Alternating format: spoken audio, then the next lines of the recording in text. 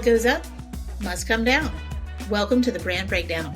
I'm Michelle, And I'm Courtney. and this is where we're going to track the rise and fall of big brands, from companies to celebs to pop culture phenoms and everything in between. Let's get started. The last time we were together, we were talking about Harry and Meghan at the Invictus Games, an unprecedented event for a royal girlfriend to attend. Now we are in October 2017, and Meghan and Harry are about to have tea with the Queen. So I'd like for Courtney, who is our resident Anglophile and royal watcher, to give us a little bit about what was happening there. So, Harry and Meghan having tea with the Queen is something that we had heard about in two parts. We heard a part of it during their engagement interview, which happens a few months later. Um, and we also heard part of it during the Oprah interview. So, one of the things that we know about their tea with the Queen is that initially Meghan felt like she really bonded with the Queen. She bonded with the Queen's corgis, which is, it doesn't get better than that for anybody because if the Queen's dogs liked you, then you were set. And Harry, made a joke about how the dogs were always barking at him. And then Meghan walked in and they just like happily laid down at her feet.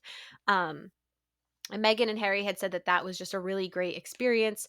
And during their engagement interview, Meghan had spoken about it as if it was this, you know, wonderful moment. She's meeting her boyfriend's grandmother, and it's just this cozy, intimate setting. And, she left with happy feelings.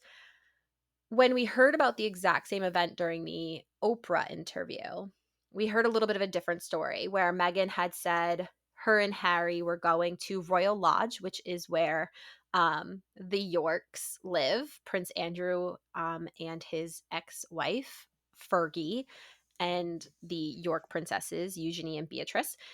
And we heard that as Meghan and Harry were driving up, Harry said, "Oh, by the way, my grandmother's going to be there." And Meghan, of course, was like, "I'm sorry, your grandmother, the queen?" And Harry was like, "Yeah, so do you know how to curtsy?" And at this point, Meghan is saying, "No, I have no idea how to curtsy." And so when they arrived, Fergie apparently ran out, did some curtsy lessons with Meghan in the driveway very quickly.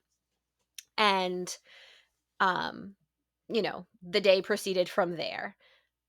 Later, during the Netflix special, we hear a third version of this story, which is that Meghan feels it is this ridiculous pomp and circumstance that needs to be handled. The fact that she has to curtsy to her boyfriend's grandmother, who is, again, the queen of the United Kingdom.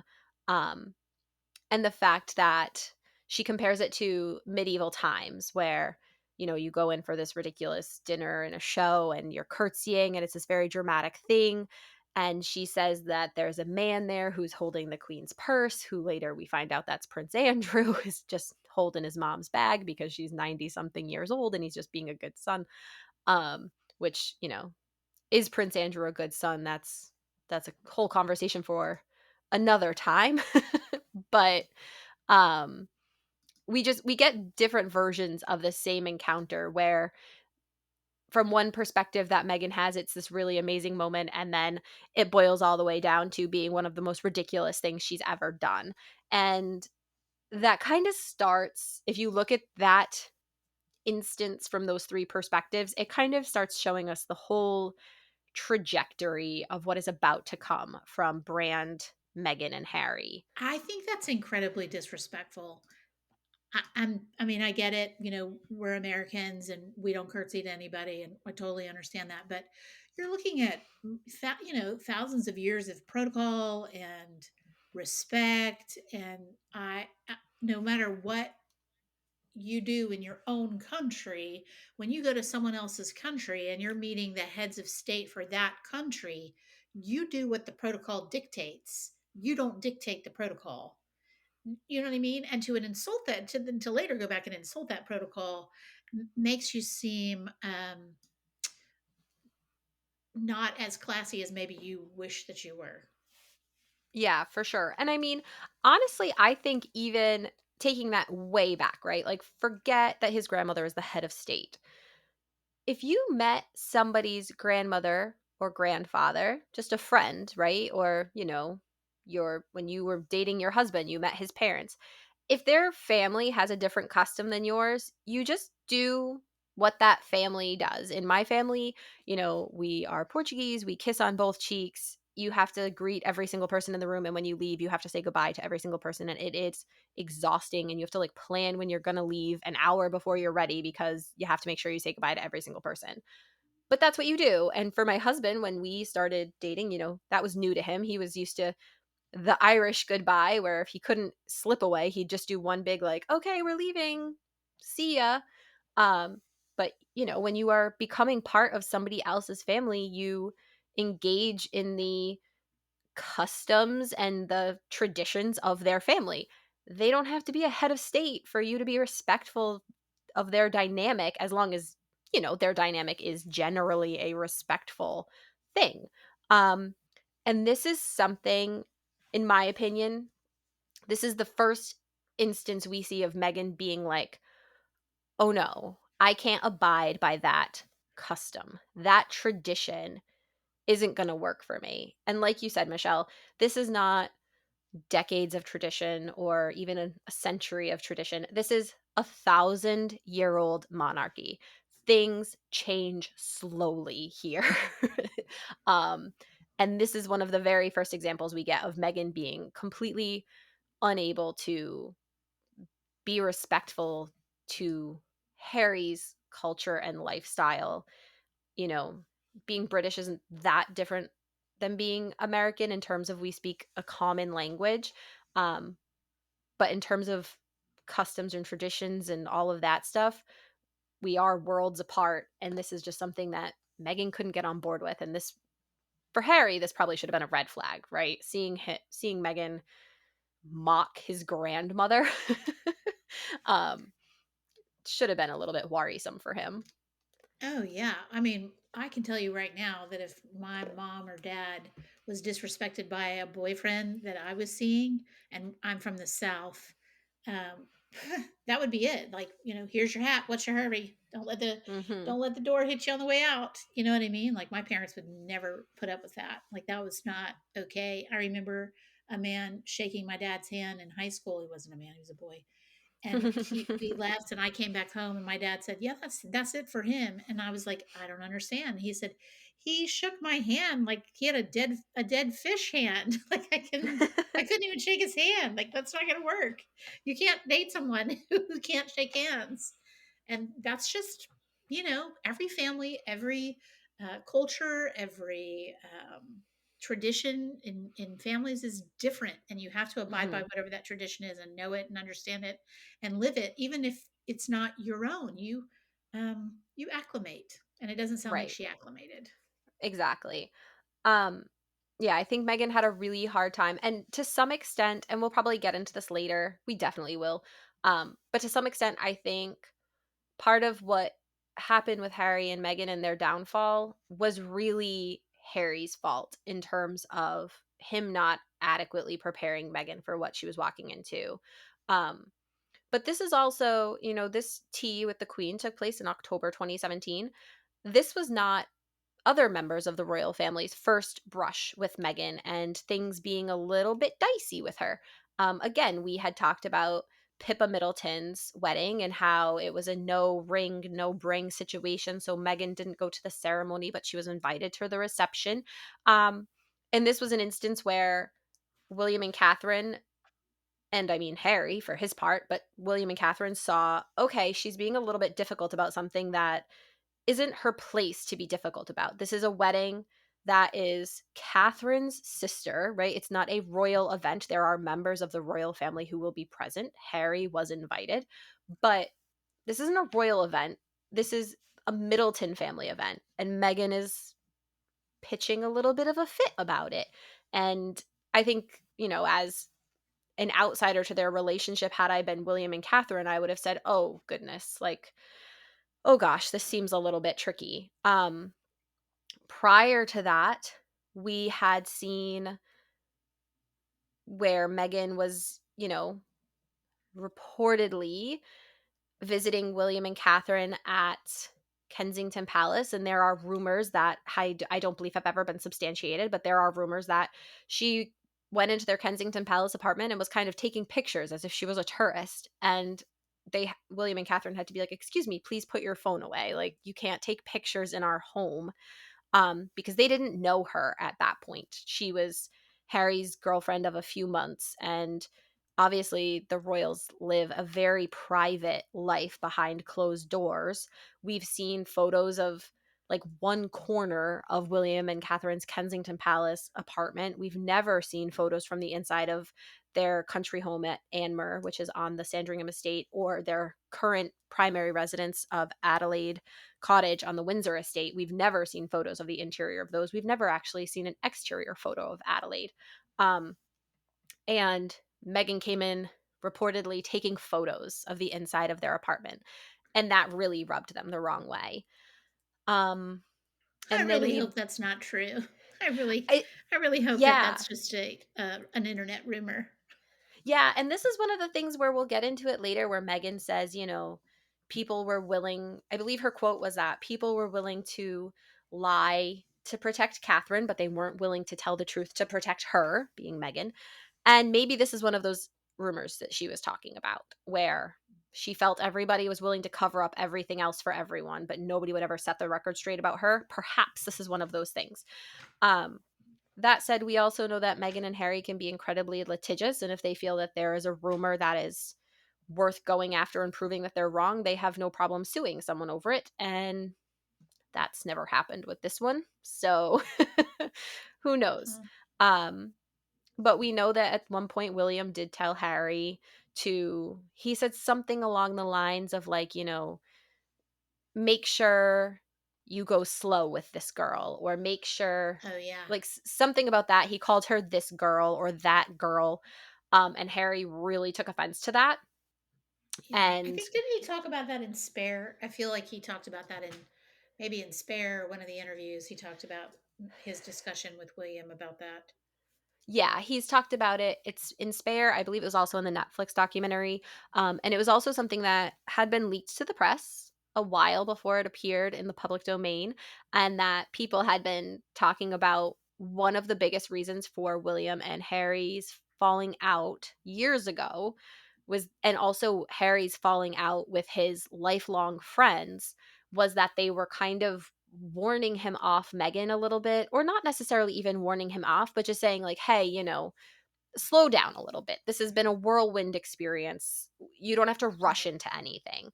Take And your time. Harry, exactly. Which, I mean, on the face of it, wouldn't any good friend do that with anybody that they saw? You see your friend jumping headfirst into a relationship, and it's like, whoa, whoa, whoa. Like, it's been a few months. Like, play it cool, slow down a little bit. Don't rush into anything, especially if your friend happens to be in the position that Harry is.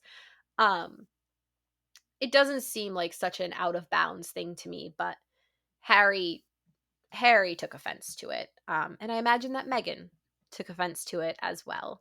And that those type of statements, the watch out, the slow down, don't rush into anything, those were the beginning of the end of William and Harry's relationship as brothers, and really of Harry's part of being an enthusiastic working member of the royal family. Everything started deteriorating from there, and Meghan and Harry aren't even engaged yet at this point.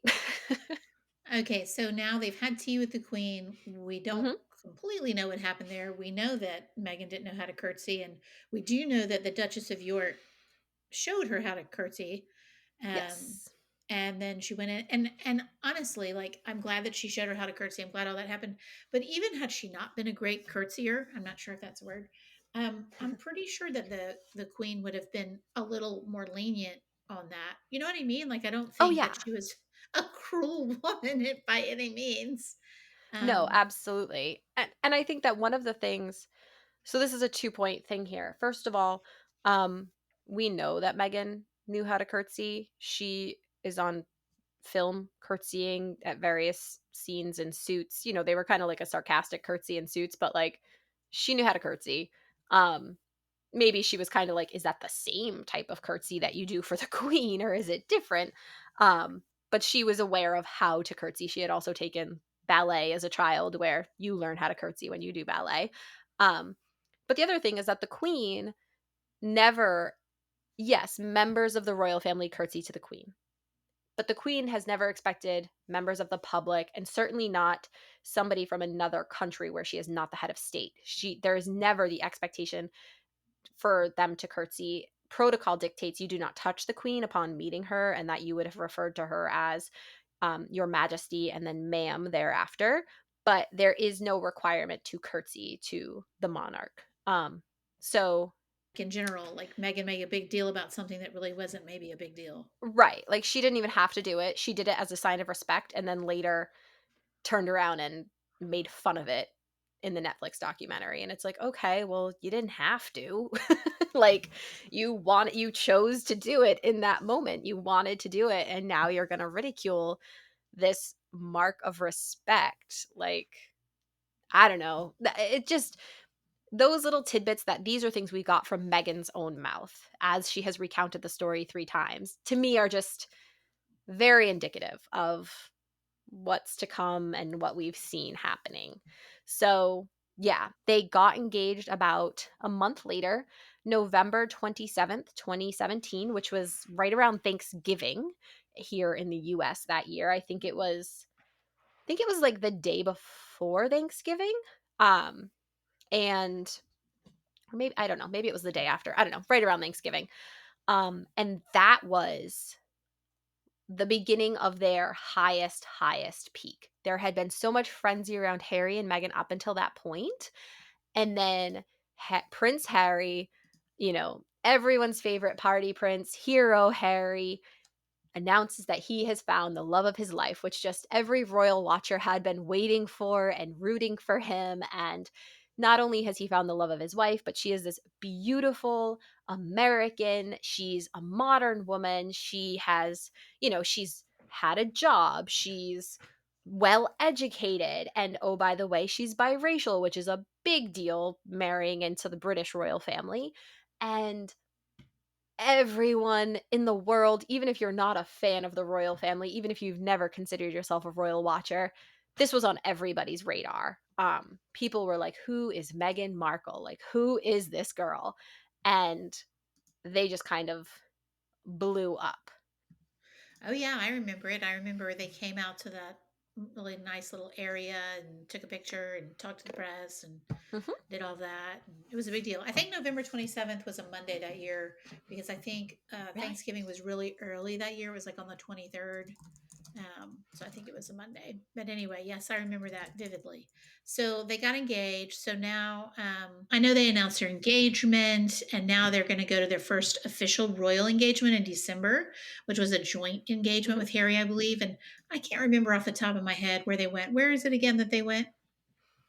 Yeah, so the pair's first engagement, this was Meghan's first ever official royal engagement, and she attended with Harry, as you said. Um, they visited the Terrence Higgins Trust, which was a charity fair happening in honor of World AIDS Day.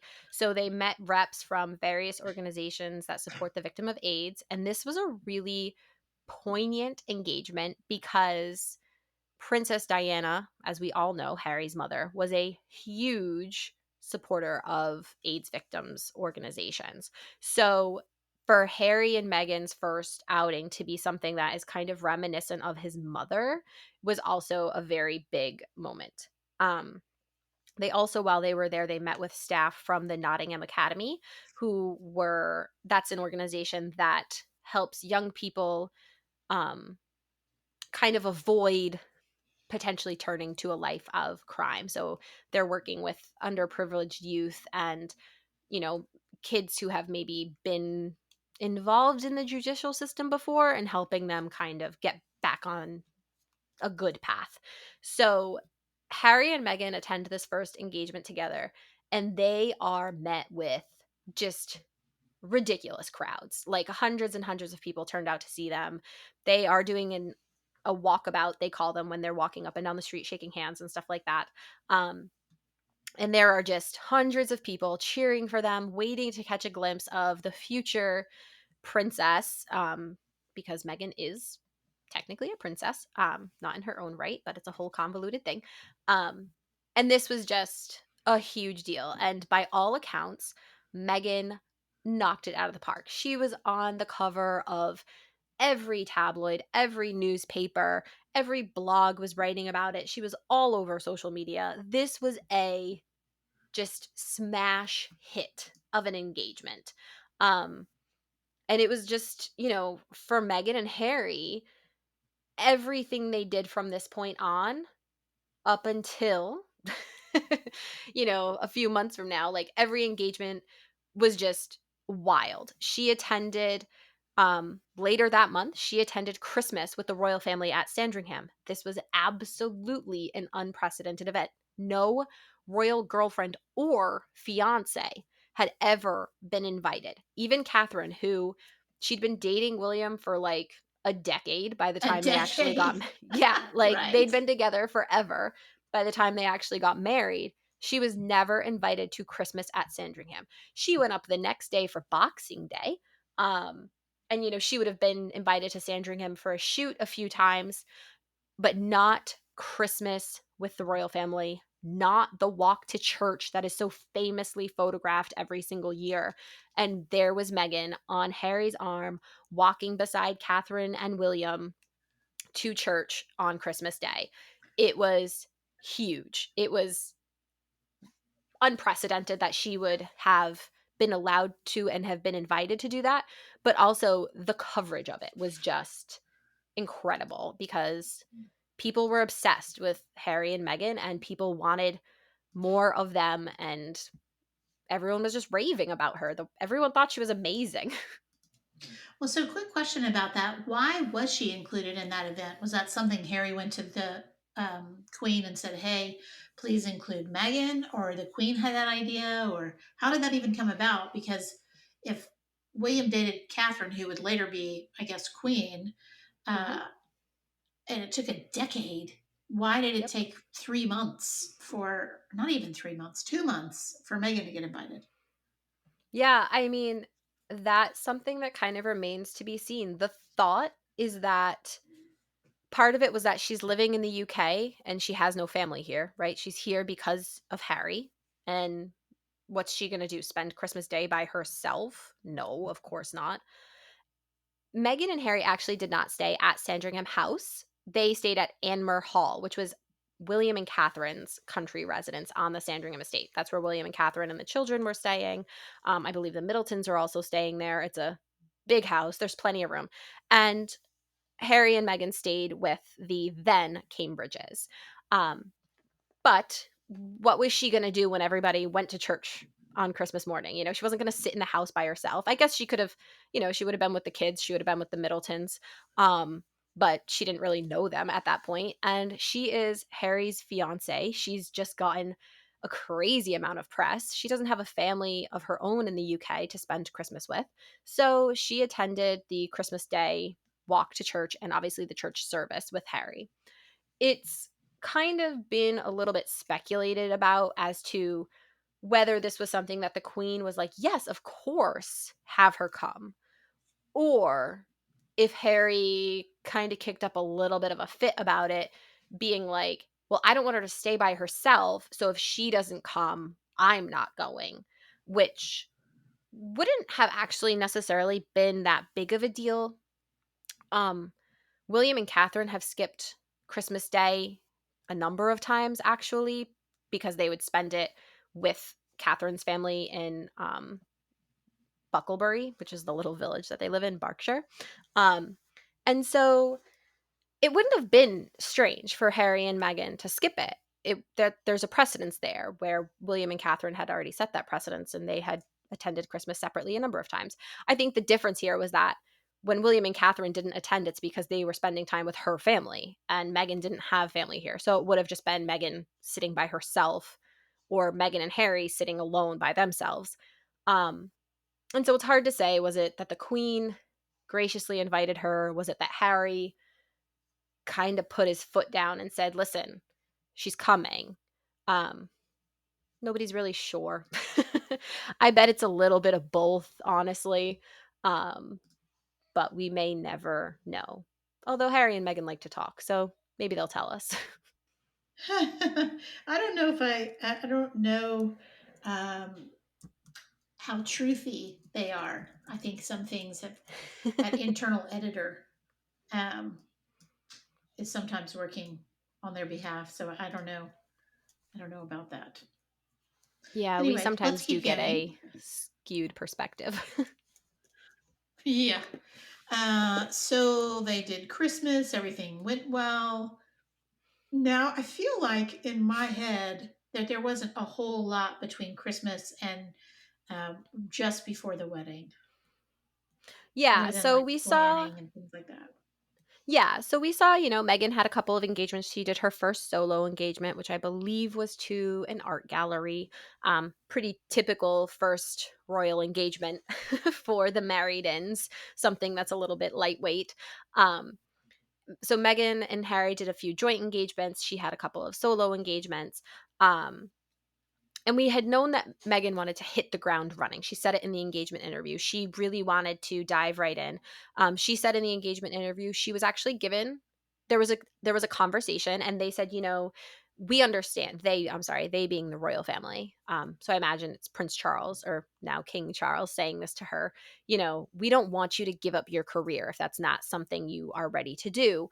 Um, we know you're a successful actress. If you'd like to keep working, we can totally make that work. And this is important, right? This is an important key piece of information as it plays into things later.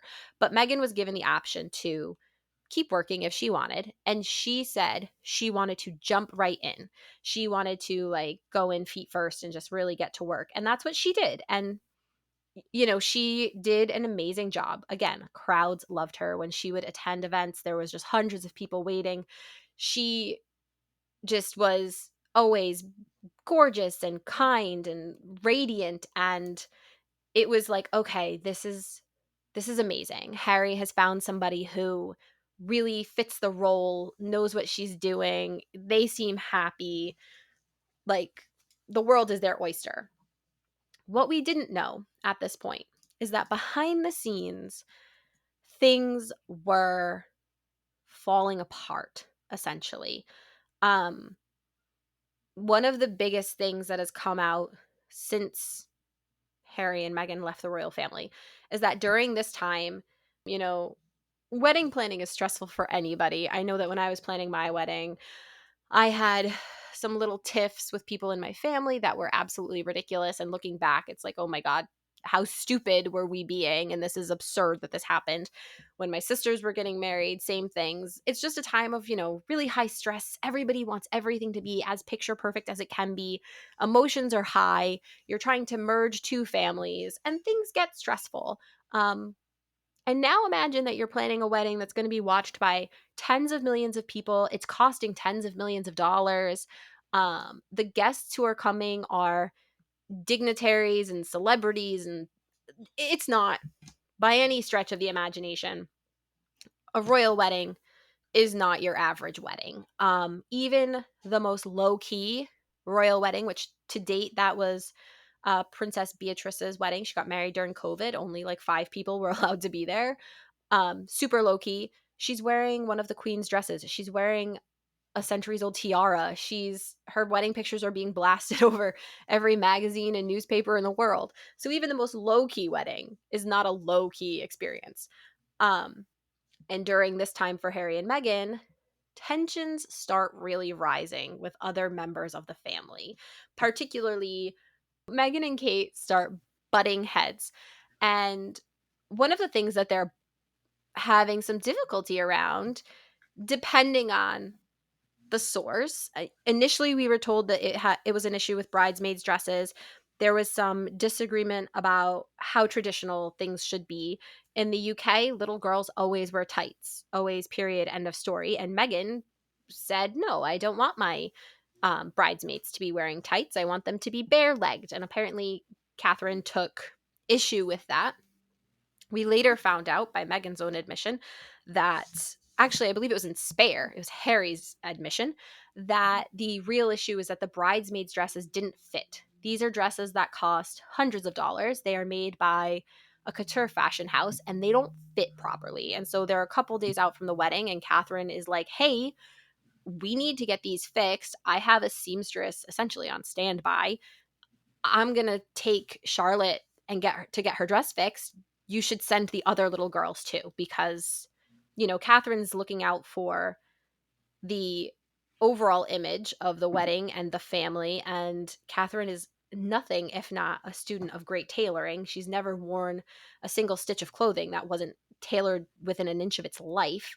Um, and she was not about to let her daughter go out on the international stage in a frumpy looking dress. And this is an, I mean, it's true. And I don't know if Charlotte could ever look frumpy. She's so fresh.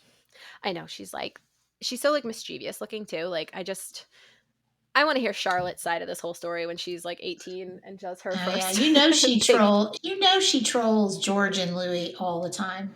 Oh, for sure. For sure. I Yeah. think there's so many cute little videos of her totally just keeping them in line too. Like she's telling George where to stand and Louis what to do and they're just listening to her and it's like, yeah, she rules the house. Princess 100%. Charlotte has everything under control. And she looks Um, just like the queen when the queen was little. She does. It's funny. I've seen pictures of her where she looks identical to William, and then I see pictures where I'm like, "Oh no, that is a Middleton face." And then I see pictures of the Queen, and I'm like, "Oh nope, there's a spitting image." Um, Charlotte's a mix of the whole family. I think George is mostly Spencer, and I think Oh yeah. Louis is 1,000% Middleton. He looks exactly like his grandfather. Um, and Charlotte, I think, is a mix of everybody. But I've They're spent too all much time precious. thinking about that, obviously. Yeah. Probably more time on them than on your own children, which is Probably, yeah. okay. Yeah. Well, the royal kids look like they're super well behaved, so that's probably why I'm spending more time Yeah, we don't really have that in dream. my family. We do our best, but Yeah, we just have chaos. Um, but yeah, so we've got this tidbit where Meghan and Kate get into a fight, and reports start coming out that they are fighting, there are problems.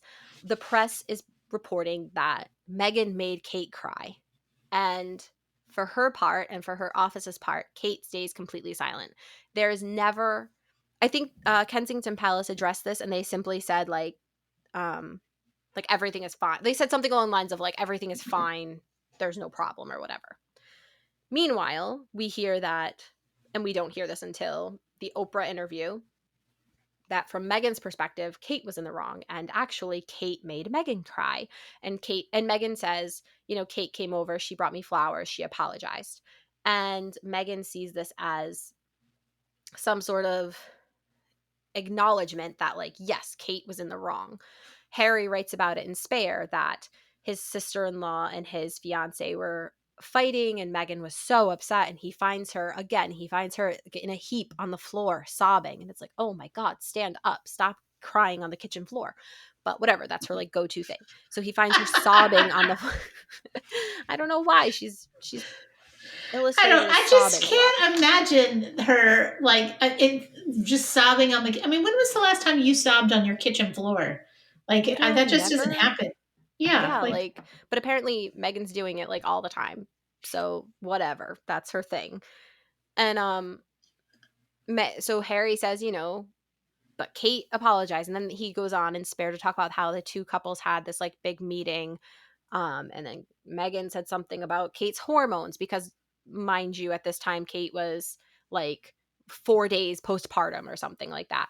Um, and so Megan says something about Kate's hormones and baby brain or whatever, and that starts a new fight.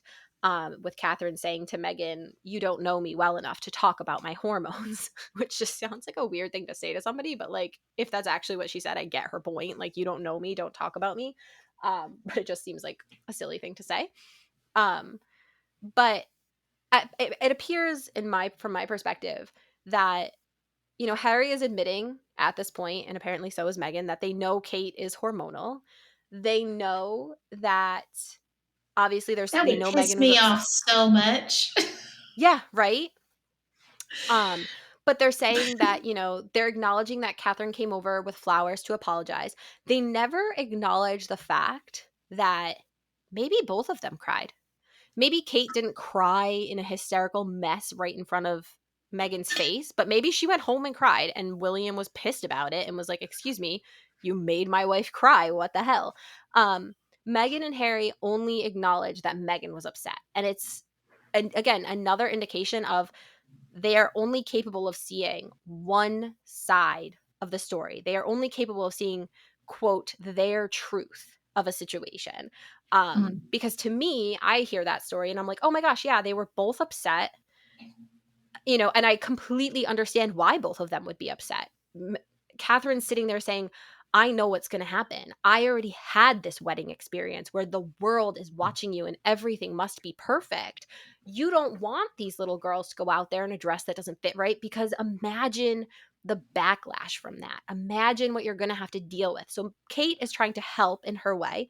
Meghan, being a bride who is planning this wedding, is like, I don't want to hear it. Leave me alone. My wedding is perfect. Don't tell me there's going to be problems. Totally understand that too. I think I did the same thing in the lead up to my wedding. Anytime someone brought up something that could potentially be an issue, I was like, I don't want to hear it. Like, I don't want to hear it. Just tell me positive things only. So I totally understand that perspective as well. And also, you add in the fact that Kate is literally just, I think by the time of the wedding, Louis was 2 weeks old. So she is postpartum. So her emotions, again, like, I don't know her well enough to talk about her hormones, but I've had two kids and I know my emotions were all over the place during that time. And Harry and Meghan never acknowledged that, yeah, Kate might have been upset as well. She may have been stressed. She may have been offended by something Meghan said. It is entirely possible that both of these women cried. They never acknowledge that. And that is so weird to me, but it's so indicative of the fact that the two of them do not see past their bubble within a situation.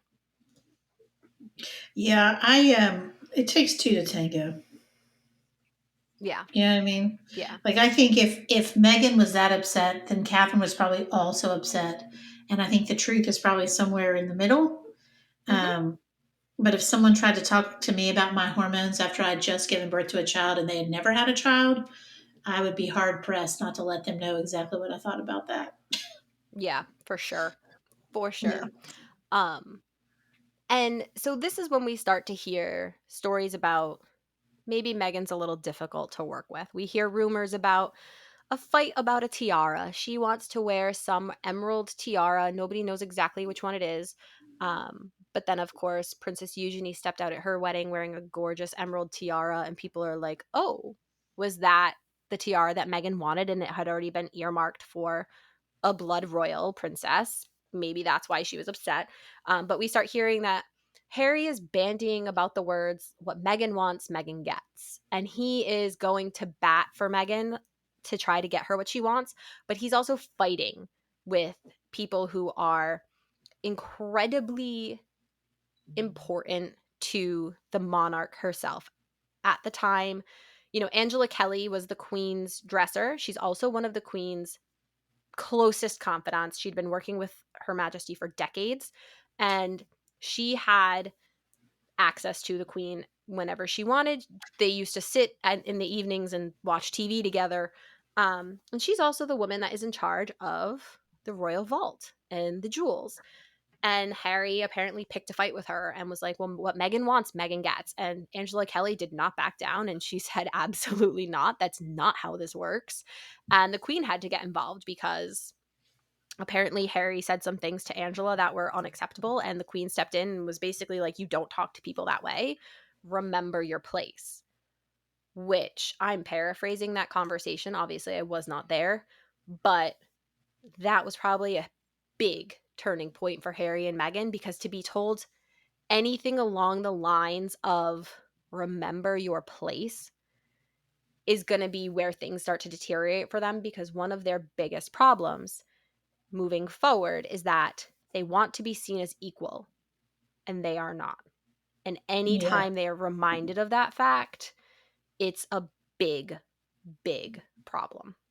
So do you think that equality comes more from Meghan than Harry? Because I don't remember Harry being all up in arms about being equal as much as he is now once he's with Meghan. I think that I think that one of the biggest problems with Harry and William's dynamic is that they were brought up to, or Harry was always brought up to be like, listen, your brother's going to be the king, but you are his brother and you are just as important. Not to say that as a person he's not as important, but everybody always tried to be like, you guys are the same, you're on the same level. And when they were both grandchildren of the monarch, third and fourth in line to, or I'm sorry, second and third in line to the throne, they were on the same level. But at this time, the other thing that's happening is the monarchy itself is starting to shift. The queen is stepping back a little. Prince Charles is stepping up a little bit. William is beginning to step up into the roles that his father is vacating. William is starting to get a red box every day. William is attending duchy meetings. So Harry and William are on this natural path of divergence that was inevitable. It was going to happen. When it happened remained to be seen, but there's a couple points in their lives where no matter what, it was like as soon as William became Prince of Wales, even if they were on the best of terms, as soon as that happened, it was going to change because they are no longer equal. William is now the heir to the throne. For Harry and William, it happened earlier than William officially becoming Prince of Wales. It happened around this time when Meghan married into the family, and now they are being billed as the Fab Four with William, Catherine, Harry, and Meghan. They're working in a joint office. Um, the Royal Foundation of the Duke and Duchess of Cambridge and Prince Harry now becomes the Royal Foundation of the Duke and Duchess of Cambridge and the Duke and Duchess of Sussex, which is just absurdly long. Um, and they're working under one office. The problem is that that office is financed by Clarence House, which is Prince Charles's office essentially. Kensington Palace works under Clarence House, but William is in charge at Kensington Palace. Harry is not in charge. He is no longer viewed as being an equal partner with his brother because Meghan coming into the picture and also the queen getting older, Prince Philip getting older and sick, Prince Charles stepping further into the role as like kind of a monarch in waiting, it just starts shifting this dynamic. And I don't think that Harry and Meghan, I don't think Harry was necessarily ready for it. And I think it was very easy for Meghan to see that shift. And from an outside perspective, not understanding or appreciating 1,000 years of history and tradition, for her to come in and say, they can't do that to you. Why are you letting them treat you like this? You are just as much entitled to XYZ thing as your brother is. This is our foundation. This is our office. Why are they cutting you out? I think it was very easy for her to do those things without understanding all of the machinations behind what's happening and why it is happening. Um, Well, there that's are such an also, American point of view. yeah, absolutely. It's absolutely like a cultural thing. And we also know that around this time, just during the wedding planning, before the wedding took place, before they're married, Meghan starts receiving requests for interviews. She did the Vanity Fair interview that we talked about. She was also in discussions with Oprah to do an interview. That's why Oprah was invited to the wedding. There are all of these opportunities coming at Meghan, and Meghan has at this point no official representation. Requests are coming into the palace, and the palace is saying, ooh, we can't handle that for her because she's not a member of the family. And so Charles at the time, and this is from Finding Freedom, which we know that Meghan had a hand in, but we can talk about later. But Charles recommends to Meghan, you need to get some outside representation. He sets her up with Sunshine Sachs, which is a massive PR firm. They also do brand management and crisis management. They've worked with J Lo, Harvey Weinstein, Ben Affleck, like every A-list celebrity, both in their times of turmoil and their times of fortune. And Charles says to Meghan, like, you need some outside representation because the palace cannot represent you while you are still a private citizen. That's not appropriate because and this is getting into like the royal finances, but essentially like a lot of this stuff is paid for by taxpayers, and the taxpayers cannot be paying for a private citizen's public relations. You know what I mean? It's just inappropriate. So Megan hires Sunshine Sachs, who she works with right up until I think like earlier this year. And Sunshine Sachs is fielding tons and tons of interview requests, brand deals, merchandising opportunities, and the palace instructs Megan to turn them all down. And Megan, being an actress, being American, having this very American mentality of like, the harder you work, the more you will achieve, and hard work is good. And, she really has a hustle mentality. So I completely appreciate and understand that because I do too. Um, and they're telling her, no, I'm sorry, you can't take that opportunity to make your own money. And Megan is saying, why? Like, why can't I make my own money? Why can't I have this opportunity? It's here. And don't forget, Megan is somebody she has been trying to become a successful actress since she graduated from college. It took her years to land the Suits role. And even when she was on Suits, she was not an A-list actress. I mean, Suits was a great show. It was highly ranked, a highly rated program on CBS, but it was not like, it's not Game of Thrones. People are not freaking out about it. And now Megan is seeing everything she's wanted for so long is right there, and she can't have it because there is this outside force that's like, no, no, no. The rules are different here, and you have to play by our rules. And Well, that is a problem for her. so let me interject there for just a second because she should have known all of this before she got involved with him or before they got engaged. Like this should have all been explained to her in some way because of course you're not going to go and be an actress if you're part of the royal family. Of course you're not going to be doing endorsements or making money or repping a fashion house or doing any of that if you're part of the royal family because there's so many rules around that. Hmm. Why Yeah. does she think the rules don't apply to her, or why wasn't she apprised of the rules? So this is where I think this all falls on Harry. 100%. Like, I have a lot of opinions about Megan these days and her personality and like what I think, I don't hold her blameless in this situation at all. But in my opinion, Harry let this happen. I think that he was at a point where he was so desperate to be married and settle down that he kind of told her, like, we'll find a way, we'll make it work. We like whatever you want, you can have. Like, this doesn't have to be a situation that you're unhappy in. We can find a workaround. I also think that, Harry grew up kind of getting whatever he wanted. I would say that when the queen looked at her grandchildren, she looked at William as her heir, and she looked at William as, she saw the future of everything she worked for her whole life in him, and she loved him as any grandmother loves their grandchildren. But I think she was able to look at Harry as like, this is just my grandson. There isn't this level of expectation. She was maybe able to be a little bit softer with him, if that makes any sense. And Harry More got away with indulgent? a exactly. Um, just kind of, more of a traditional grandmother grandson relationship, taking the family business out of it. And I think that Harry got away with a lot. Like, things where, again, going back to when they were teenagers and stuff, things where William never would have gotten away with some of Harry's antics because there was just too much at stake.